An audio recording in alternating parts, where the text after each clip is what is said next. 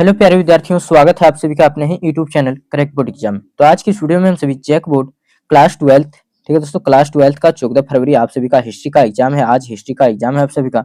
तो इसमें जितने भी प्रश्न सब्जेक्टिव प्रश्न है दोस्तों, आज की इस वीडियो में हम सभी टोटल जो सो 41 सब्जेक्टिव प्रश्नों को देखेंगे, जो कि लघु उत्तरीय, अति लघु उत्तरीय और दीर्घ उत्तरीय, इन सभी प्रश्नों का जो सो संग्रह है इस वीडियो में दोस्तों। तो आप सभी जो सो वीडियो में अंत तक बने रहिएगा, और अगर आप हमारे चैनल पे पहली बार आए हो तो वीडियो को लाइक करके हमारे चैनल को सब्सक्राइब कर लीजिए। साथ ही साथ बेल आइकन को प्रेस करके ऑल पे सेट कर लीजिए, ताकि हमारी वीडियो सबसे पहले आप तक पहुंची।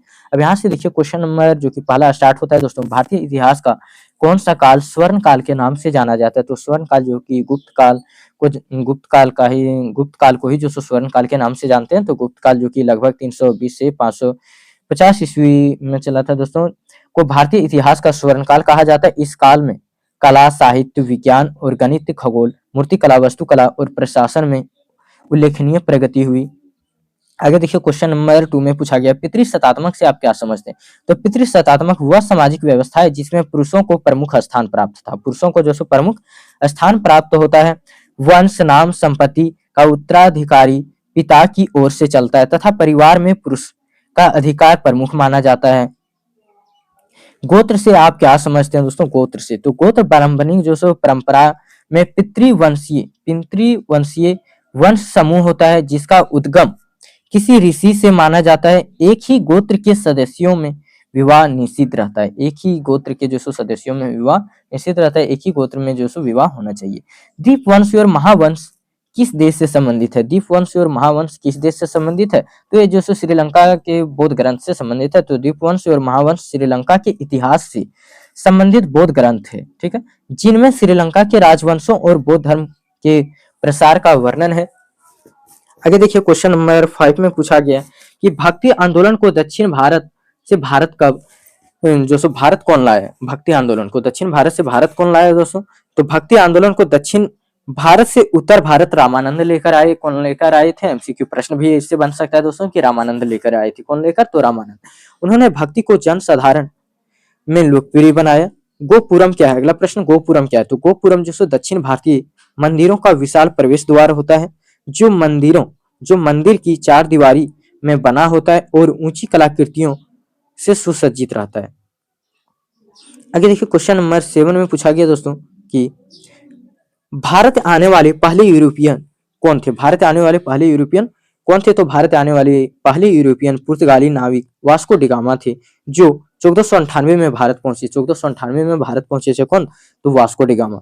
साइमन कमीशन का भारतीयों द्वारा विरोध क्यों किया गया? साइमन कमीशन का जो सो भारतीयों द्वारा विरोध क्यों किया गया? तो साइमन कमीशन का विरोध इसलिए किया गया था क्योंकि जो सो इसमें किसी भी भारतीय को जो सो शामिल नहीं किया गया था, जिससे भारतीयों में असंतुष्टि फैला। ठीक है दोस्तों, आगे देखिए पूछा गया है क्वेश्चन नंबर 9 में, मगध साम्राज्य के शक्तिशाली होने के क्या कारण थे? तो मगध साम्राज्य के जो सो उत्कर्ष के पीछे भौगोलिक, आर्थिक और राजनीतिक कारण थे। गंगा घाटी की उपजाऊ मिट्टी और सिंचाई से कृषि का विकास हुआ। झारखंड के छोटा नागपुर, ठीक है, झारखंड छोटा नागपुर क्षेत्र से लोह की उपलब्धता ने हथियार और औजार निर्माण को बढ़ावा दिया। गंगा, सोन आदि नदियां परिवहन की प्रमुख साधन थी। मजबूत प्रशासन, अस्थायी सेना, कर व्यवस्था और कुशल शासकों के कारण जो सो मगध शक्तिशाली बना। क्वेश्चन नंबर 10 में पूछा गया, स्तूप क्यों और कैसे बनाए जाते हैं? चर्चा करें। स्तूप जो सो क्यों और कैसे बनाए जाते हैं? तो स्तूप बुद्ध और महापुरुषों की अस्थियां, स्मृति चिन्हों को सुरक्षित रखने के लिए बनाए जाते हैं। निर्माण में पहले मिट्टी या ईंट का गोल टीला बनाया जाता था। ऊपर हर्मिक और छत्र स्थापित किए जाते हैं। चारों ओर वैदिक और तोरण बने होते हैं। समय के साथ पत्थर की नक्काशी, शिल्पकला और दानदाताओं की अभिलेख जोड़े गए। स्तूप बौद्ध धर्म के प्रसार का प्रमुख माध्यम था। क्वेश्चन नंबर 11 में पूछा गया, अल-बिरूनी कौन था? भारत यात्रा का उसका उद्देश्य क्या था? तो अल-बिरूनी कौन था दोस्तों? जो कि 1973 से 1048 ईस्वी। तो ख्वारिज्म का विद्वान कौन था? ख्वारिज्म का विद्वान, गणितज्ञ और इतिहासकार था कौन? तो अल-बिरूनी। ठीक है, अगर पूछ लिया जाए अल-बिरूनी कौन था, ऑप्शन में भी अगर दे दे तो ये विद्वान, गणितज्ञ और इतिहासकार, और चौथा ऑप्शन इनमें से सभी। तो इनमें से सभी, अगर इनमें से कोई एक दे तो उसमें आप सभी टिक करिएगा। वह 11वीं शताब्दी में मोहम्मद गजनवी के साथ भारत आया। मोहम्मद गजनवी के साथ जो सो 11वीं शताब्दी में भारत आया था, उसका उद्देश्य भारतीय समाज, धर्म, दर्शन, विज्ञान, रीति रिवाज और भूगोल का अध्ययन करना था। उसने संस्कृत ग्रंथों का अध्ययन कर किताब उल हिंद की रचना की। किताब उल हिंद की रचना की।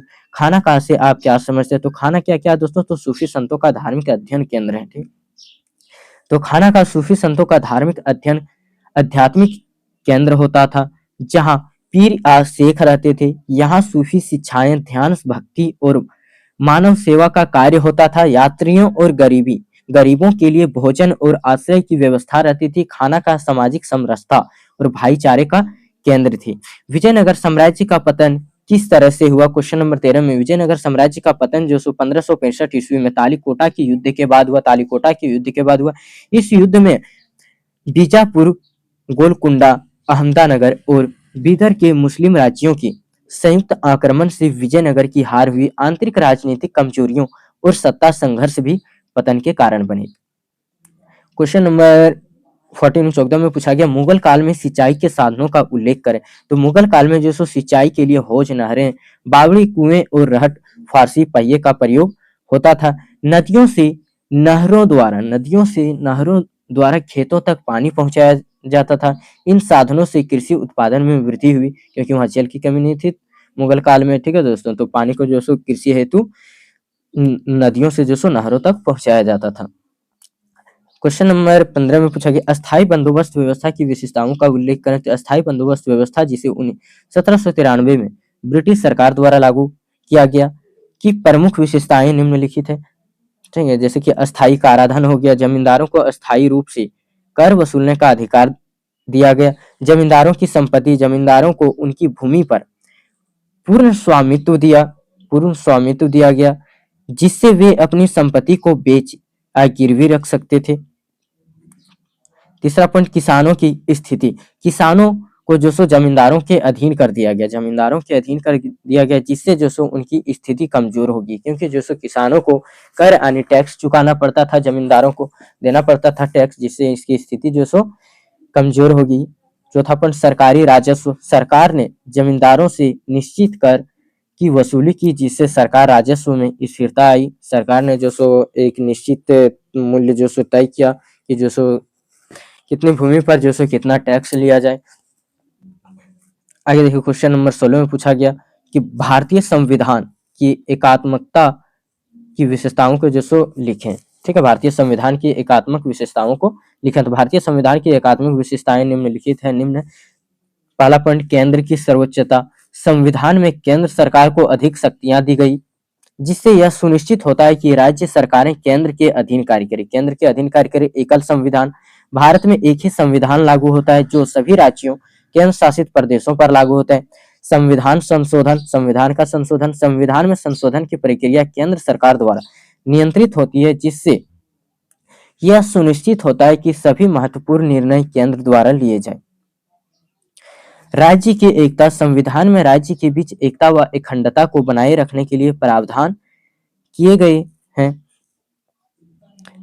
क्वेश्चन नंबर 17 में पूछा गया, भक्ति आंदोलन के प्रभाव का विस्तार वर्णन करें। भक्ति आंदोलन का जो सो प्रभाव के बारे में विस्तार से वर्णन करना है।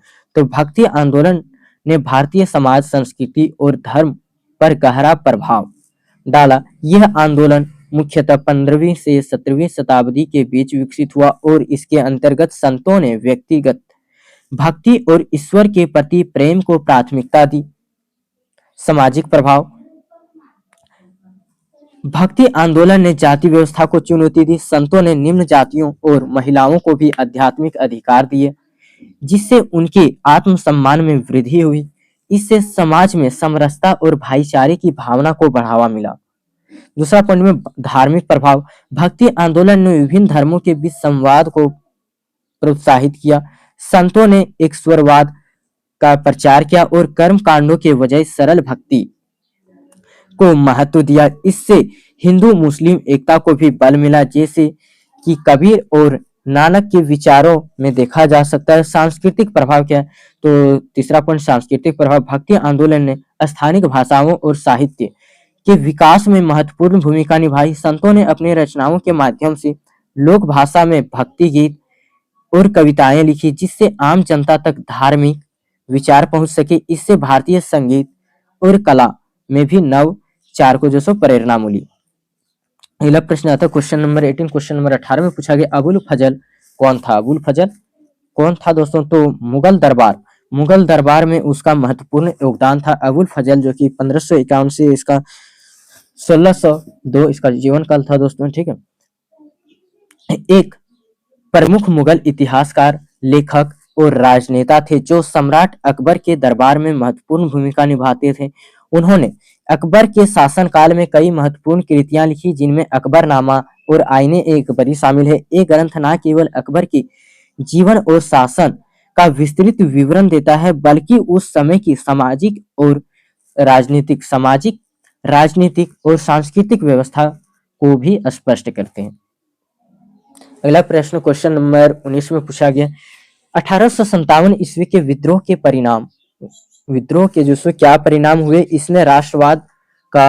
इसमें जो सो राष्ट्रवाद का विकास कैसे किया? तो 1857 का विद्रोह जिसे भारतीय स्वतंत्रता संग्राम का पहला चरण माना जाता है ने कई महत्वपूर्ण परिणाम उत्पन्न किए। इस विद्रोह ने भारतीय समाज के विभिन्न वर्गों को एकजुट किया जिसमें सैनिक, किसान और आम नागरिक शामिल थे। विद्रोह के परिणाम स्वरूप ब्रिटिश ईस्ट इंडिया कंपनी का शासनकाल समाप्त हुआ और भारत सीधे ब्रिटिश क्राउन के अधीन आ गया। इससे भारतीय प्रशासन में कई सुधारों की शुरुआत हुई जैसे कि भारतीय परिषदों का गठन और सेना में पुनर्गठन। इस विद्रोह ने भारतीय राष्ट्रवाद के विकास में महत्वपूर्ण भूमिका निभाई। यह एक ऐसा क्षण था जब भारतीयों ने साम्राज्यवादी शासन के खिलाफ एकजुट होकर लड़ाई लड़ी।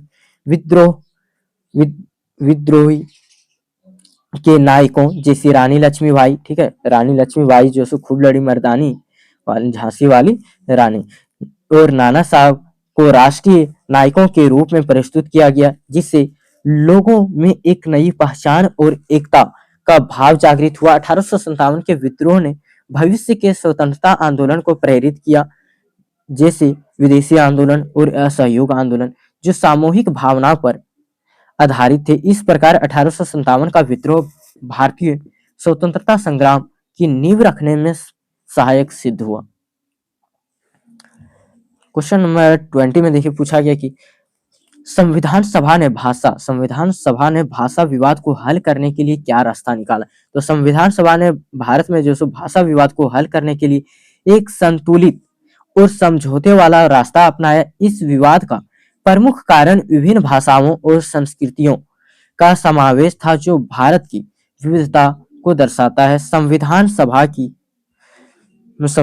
की भाषा समिति ने जो सो एक महत्वपूर्ण प्रस्ताव पेश किया जिसे मुंशी आयकर फॉर्मूला कहा जाता है। इस फॉर्मूले के अनुसार हिंदी को आधिकारिक भाषा के रूप में स्वीकार किया गया लेकिन इसे राष्ट्रभाषा नहीं माना गया। हिंदी को जो सो राष्ट्रभाषा जो सो नहीं माना गया। यह तय किया गया कि पहले 15 वर्षों तक सरकारी कार्यों में अंग्रेजी का उपयोग जारी रहेगा और प्रत्येक प्रांत में अपनी क्षेत्रीय भाषा चुनने का अधिकार होगा। प्रत्येक राज्य जो सो अपना भाषा को चुन सकता है। इस प्रकार हिंदी को राजभाषा के रूप में मान्यता दी गई जिससे विभिन्न भाषाई समुदायों की भावनाओं का सम्मान किया गया और एक संतुलित समाधान प्रस्तुत किया गया। इस प्रक्रिया में जो सो संविधान सभा ने यह सुनिश्चित किया कि भाषा का मुद्दा न केवल राजनीतिक बल्कि सामाजिक और सांस्कृतिक दृष्टिकोण से भी संवेदनशील और इसे ध्यान में रखते हुए निर्णय लिए गए। कृष्णदेवराय, अगला प्रश्न क्वेश्चन नंबर 21 में कृष्णदेवराय विजयनगर साम्राज्य के महानतम शासक थे। तो कैसे थे दोस्तों कृष्णदेवराय विजयनगर के साम्राज्य के महानतम शासक? तो कृष्णदेवराय विजयनगर साम्राज्य के सबसे महान शासकों में से एक माने जाते थे। उन्होंने अपने शासनकाल में साम्राज्य का विस्तार किया और इसे एक शक्तिशाली राज्य बनाए। उनके नेतृत्व में विजयनगर ने बहमनी साम्राज्य के खिलाफ कई सफल युद्ध किए जिससे साम्राज्य की सीमाएं बढ़ी। कृष्णदेवराय ने कला, साहित्य और संस्कृति को भी प्रोत्साहित किया। उनके दरबार में अष्टादिग्गज जैसे महान कवि और विद्वान थे जिन्होंने संस्कृत और तेलुगु साहित्य को समृद्ध किया। उन्होंने मंदिरों और स्थापत्य कला को भी बढ़ावा दिया जिससे विजयनगर की सांस्कृतिक धरोहर में वृद्धि हुई। उनकी कुशल नीति और प्रशासनिक कौशल में आंतरिक विद्रोह को नियंत्रित करने में मदद की, जिससे साम्राज्य में स्थिरता बनी रही। इस प्रकार कृष्णदेव राय का जो शासनकाल विजयनगर साम्राज्य के लिए एक स्वर्णिम युग था, जो उनके साहसिक निर्णयों और दूरदर्शी कारण का संभव हुआ। क्वेश्चन नंबर 22 22 में पूछा गया गांधी जी का नमक सत्याग्रह। गांधी जी का जो नमक सत्याग्रह का भारतीय राष्ट्रीय आंदोलन पर क्या प्रभाव पड़ा। तो नमक सत्याग्रह 1930 ने भारतीय राष्ट्रीय आंदोलन को जो निर्णायक और जन आंदोलन में रूपांतरित किया। नमक जैसी रोजमर्रा की वस्तु को प्रतीक बनाकर गांधी जी ने औपनिवेशिक शासन की वैधता और उसके काराधन के नैतिक आधार को चुनौती दी, जिससे गरीब, अमीर और ग्रामीण शहरी सभी वर्ग आंदोलन से जुड़ सके। दांडी मार्च ने सविनय अवज्ञा आंदोलन की शुरुआत की। दांडी मार्च ने जो सविनय अवज्ञा आंदोलन की शुरुआत की। विदेशी कपड़ों की बहिष्कार, खादी के प्रसार, शराब की दुकानों पर पैकेटिंग और नमक कानून तोड़ने जैसी गतिविधियां पूरे देश में फैल गई। महिलाओं, विद्यार्थियों, मजदूरों और किसानों की व्यापक भागीदारी से आंदोलन का सामाजिक आधार मजबूत हुआ और राजनीति का लोकतांत्रिकरण हुआ। दमन, गिरफ्तारियों और हिंसा के बावजूद यह हिंसा का नैतिक बल उभरा। अंतरराष्ट्रीय प्रेस में भारत की आवाज सुनी गई और कांग्रेस की सौदेबाजी क्षमता बढ़ी। गांधी इरविन समझौता से शांतिपूर्ण आंदोलन की वैधता स्वीकार हुई और अनेक राजनीतिक बंदियों की रिहाई हुई। यद्यपि कुछ वर्गों का समर्थन डगमगाया, फिर भी जो नमक सत्याग्रह ने स्वराज की धारणा को जन जन तक पहुंचाया और आगे के आंदोलन, विशेषकर 1942 के आंदोलन की जमीन तैयार की। क्वेश्चन नंबर 23 में पूछा गया 23 में सिंधु घाटी सभ्यता को हड़प्पा सभ्यता भी क्यों कहा जाता है। तो सिंधु घाटी सभ्यता को हड़प्पा सभ्यता इसलिए कहा जाता है क्योंकि इसका पहला पुरातात्विक स्थल जो हड़प्पा है। पुरातात्विक स्थल जो हड़प्पा है, जिसका जो खोज 1920 के दशक में किया गया था पाकिस्तान में। ठीक है दोस्तों, हड़प्पा में मिली नगर योजना, मुहरे, ईंटें और मानकीकृत भार माप जैसी विशेषताएं अन्य समकालीन स्थलों पर पाई गई, इसलिए पूरी सभ्यता के लिए हड़प्पा नाम प्रचलित हो गया। क्वेश्चन नंबर 24 में देखिए भारतीय पुरातत्व का जनक किसे कहा गया, यानी भारतीय पुरातत्व का पिता किसे कहा गया। तो भारतीय पुरातत्व का जनक सर अलेक्जेंडर कनिंघम को माना जाता है। वे 1861 में भारतीय पुरातत्व सर्वेक्षण ASI के प्रथम महानिदेशक बने और प्राचीन अवशेषों के सर्वेक्षण, नक्शीनवीस तथा संरक्षण की परंपरा स्थापित की। क्वेश्चन नंबर 25 में अशोक के अभिलेखों को सर्वप्रथम किसने पढ़ा। तो अशोक के अभिलेखों को सर्वप्रथम जेम्स प्रिंसिप ने 1830 के दशक में पढ़ा। उन्होंने बाह्य और खरोष्टी लिपियों को समझकर शिलालेखों के अर्थ स्पष्ट किए, जिससे अशोक के शासन संबंधी जानकारी मिली। सांची स्तूप कहाँ स्थित है। क्वेश्चन नंबर 26 में तो सांची स्तूप कहाँ पर है। तो सांची स्तूप जो कि भारत के मध्य प्रदेश, ठीक है, भारत के मध्य प्रदेश राज्य के रायसेन जिले में स्थित है। यह भोपाल से लगभग 46 किलोमीटर उत्तर पूर्व में और बेसनगर तथा विदिशा से लगभग 10 किलोमीटर दूरी पर स्थित है। अगला प्रश्न आता है क्वेश्चन नंबर 26 में इब्न बतूता कहाँ से आया था। तो इब्न बतूता कहाँ से आया था दोस्तों। तो इब्न बतूता मेरे कक्कों से भारत आया था। वह मोहम्मद बिन तुगलक के शासनकाल में भारत पहुंचा और एक प्रसिद्ध अरब यात्री था। क्वेश्चन नंबर 28 में संथाल विद्रोह के प्रमुख नायक कौन थे। तो संथाल विद्रोह के जो प्रमुख नायक बोले तो सिंधु कानू चांद और भैरव और फुलो झानो, जो कि भाई थे सिंधु कानू चांद और भैरव। इन्होंने 1855 में ब्रिटिश शासन और उसके अत्याचारों के विरुद्ध संथाल जनजाति का विद्रोह संगठित किया। अगला प्रश्न आता है क्वेश्चन नंबर 29 में असहयोग आंदोलन का प्रारंभ किसने और कब किया। असहयोग आंदोलन का प्रारंभ, तो असहयोग आंदोलन जो कि गांधी जी ने प्रारंभ किया था दोस्तों, दांडी मार्च, ठीक है। असहयोग आंदोलन का प्रारंभ गांधी जी ने 1930 ईस्वी में किया। यह आंदोलन अहिंसा और असहयोग सिद्धांतों पर आधारित है। भारतीय स्वतंत्रता संग्राम का एक महत्वपूर्ण चरण था। नालंदा विश्वविद्यालय की स्थापना किसने की। तो नालंदा विश्वविद्यालय की स्थापना जो कुमार गुप्त ने किया था, जो कि नालंदा विश्वविद्यालय की स्थापना कुमार गुप्त प्रथम ने 5वीं शताब्दी ईस्वी में की थी। यह प्राचीन भारत का प्रमुख शिक्षा केंद्र था जहां देश विदेश के छात्र अध्ययन के लिए आते थे। क्वेश्चन नंबर 31 में पूछा गया हड़प्पा सभ्यता के धार्मिक जीवन का वर्णन करें। तो हड़प्पा सभ्यता के धार्मिक जीवन जो विविधता से भरा था। यहाँ के लोग विभिन्न देवी देवताओं की पूजा करते थे जिनमें मातृ देवी की पूजा प्रमुख थी। पशुपात आदि, शिव की उपासना, पशु पूजा तथा प्रकृति पूजा के भी जो प्रमाण मिलते। धार्मिक अनुष्ठानों में मोहरों और प्रतीकों का महत्वपूर्ण स्थान था। क्वेश्चन नंबर 32 में देखिए पूछा गया अभिलेख से आप क्या समझते हैं, इनका क्या महत्व है। तो अभिलेख क्या है दोस्तों, तो अभिलेख प्राचीन समय के दस्तावेज होते हैं जो ऐतिहासिक घटनाओं, शासकों और समाज के बारे में जानकारी देते हैं। ए अभिलेख शिलालेख, ताम्रपत्र, पांडुलिपियां आदि के रूप में मिलते हैं। इनका महत्व इसलिए है क्योंकि इनके माध्यम से इतिहासकार प्राचीन सभ्यताओं और शासन प्रणाली, संस्कृति और सामाजिक संरचनाओं को समझ पाते हैं। क्वेश्चन नंबर 33 में त्रिपट्टिका से आप क्या समझते हैं। तो त्रिपट्टिका जो कि 3 भागों में बटाया दोस्तों, इसलिए इसका नाम त्रिपट्टिका पड़ा। त्रिपट्टिका बौद्ध धर्म का प्रमुख ग्रंथ है। इसे 3 भागों में बांटा गया है। विनय पिट्टिका संन्यासों का नियम होता है। सूत पिट्टिका बुद्ध का उपदेश। अभिधम्म पिट्टिका दार्शनिक विवेचना। यह ग्रंथ जो बौद्ध धर्म के सिद्धांतों को समझने का प्रमुख आधार है। क्वेश्चन नंबर 34 में अल-बिरूनी पर एक संक्षिप्त टिप्पणी लिखना है। तो अल-बिरूनी जो 11वीं शताब्दी का प्रसिद्ध विद्वान, वैज्ञानिक और भूगोलविद था। उसने भारतीय संस्कृति, धर्म और विज्ञान का गहन अध्ययन किया। उसकी प्रसिद्ध कृति किताब उल हिंद भारतीय समाज और परंपराओं का महत्वपूर्ण विवरण जो प्रस्तुत करती है। क्वेश्चन नंबर 35 में 35 में पूछा गया सगुण भक्ति और निर्गुण भक्ति परंपरा क्या है। तो सगुण भक्ति में भगवान को साकार रूप में पूजा किया जाता है, जैसे राम और कृष्ण, या प्रेम और भावना पर आधारित होती है। निर्गुण भक्ति में ईश्वर को निराकार माना जाता है, जैसे कबीर और गुरु नानक के विचारों में इसमें आत्मा की शुद्धता और ज्ञान पर बल दिया जाता है। अगला प्रश्न आता है दोस्तों क्वेश्चन नंबर 36 में मालवाड़ी व्यवस्था क्या थी। तो मालवाड़ी व्यवस्था जो एक भू राजस्व व्यवस्था थी जिसे ब्रिटिश शासन के समय लागू किया गया। इसमें भूमि का लगान पूरे गांव महल पर लगाया जाता था।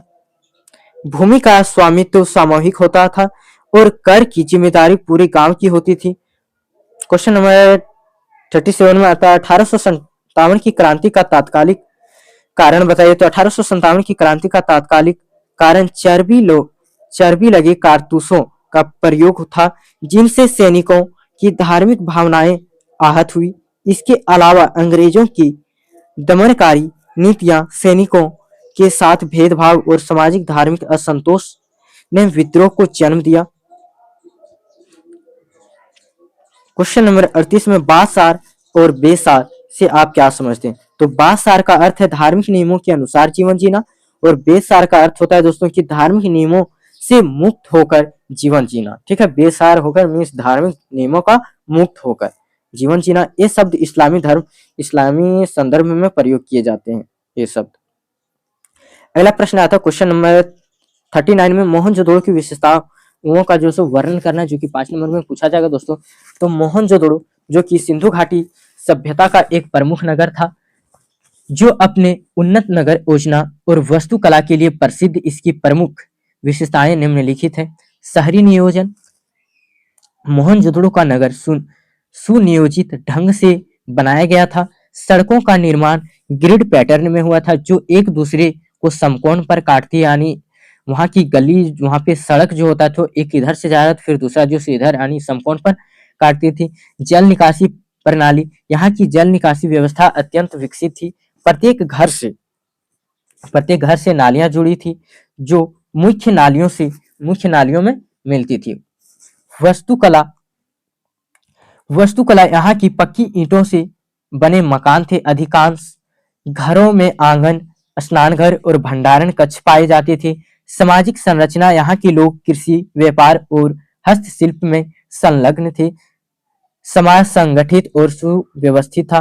धार्मिक स्थल क्या है। तो धार्मिक स्थल जो कि 5वां पॉइंट है दोस्तों, यहाँ का विशाल स्नानघर धार्मिक और सामाजिक अनुष्ठानों के लिए प्रयोग किया जाता था। छठा पॉइंट, कला और संस्कृति, मूर्ति कला, मोहरे, मृद भांड यहाँ की उन्नत कलाओं को दर्शाते हैं। इस प्रकार जो सो मोहनजोदड़ो प्राचीन भारतीय सभ्यताओं की उन्नत जीवन शैली का जो सो प्रतीक था। अगला प्रश्न आता है क्वेश्चन नंबर 40 में देखिए पूछा गया, मगध साम्राज्य के शक्तिशाली होने का कारणों की चर्चा करें। तो मगध साम्राज्य के शक्तिशाली, तो मगध साम्राज्य जो सो प्राचीन भारत का एक शक्तिशाली साम्राज्य था। इसके शक्तिशाली होने के प्रमुख कारण निम्नलिखित हैं। भौगोलिक स्थिति, मगध गंगा और उसकी सहायक नदियों के निकट स्थित था, जिससे कृषि और व्यापार को बढ़ावा मिला। प्राकृतिक संसाधनों की प्रचुरता, यह यहाँ उपजाऊ भूमि, जल स्रोत और लौह अयस्क की उपलब्धता थी। क्वेश्चन नंबर 3 में देखिए पूछा गया, सामरिक शक्ति, मगध के शासकों ने शक्तिशाली सेना का निर्माण किया और युद्ध कौशल में दक्षता प्राप्त की। चौथा पॉइंट, राजनीतिक एकता, विभिन्न जनजातियों और क्षेत्रों को एकीकृत कर मजबूत प्रशासन स्थापित किया गया। पांचवा पॉइंट में धार्मिक सहिष्णुता, विभिन्न धर्मों और विश्वासों को मान्यता दी गई, जिससे सामाजिक स्थिरता बनी रही। इन जो सभी कारणों से मगध साम्राज्य एक शक्तिशाली और अस्थायी बना। क्वेश्चन नंबर 41 जो कि पूछा गया, वर्ण व्यवस्था और जाति व्यवस्था पर अल-बिरूनी के विवरण पर परीक्षण कीजिए। तो अल-बिरूनी ने भारतीय समाज की वर्ण और जाति व्यवस्था का गहन अध्ययन किया। उनके अनुसार भारतीय समाज 4 प्रमुख वर्णों ब्राह्मण, क्षत्रिय, वैश्य और शूद्र में विभाजित था। प्रत्येक वर्ण का अपना अपना सामाजिक और धार्मिक कर्तव्य निर्धारित था। उन्होंने जाति व्यवस्था को जन्म आधारित बताया, जिसमें सामाजिक गतिशीलता सीमित थी। अल-बिरूनी ने यह भी उल्लेख किया कि जाति व्यवस्था के कारण समाज में ऊंच नीच की भावना विकसित हुई। हालांकि उन्होंने भारतीय समाज की भारतीय धार्मिक सहिष्णुता और सांस्कृतिक समृद्धि की भी जो सो सराहना की। इस प्रकार अल-बिरूनी का विवरण जो सो तत्कालीन भारतीय समाज की संरचना को समझने में महत्वपूर्ण स्रोत है दोस्तों। जो कि आज की इस वीडियो में इतना ही था दोस्तों। 41 लास्ट प्रश्न था जो कि कंप्लीट हो गया दोस्तों। तो सारे प्रश्न जो इम्पोर्टेंट है, आपसे भी जो सो वीडियो को अधिक से अधिक अपने दोस्तों, अपने मित्रों के पास जरूर से जरूर शेयर करिएगा। और अभी तक अगर वीडियो को लाइक नहीं किया तो वीडियो को एक लाइक जरूर करिएगा। ठीक है दोस्तों, फिर मिलते हैं अगले वीडियो में। तब तक के लिए धन्यवाद। जय हिंद, जय भारत।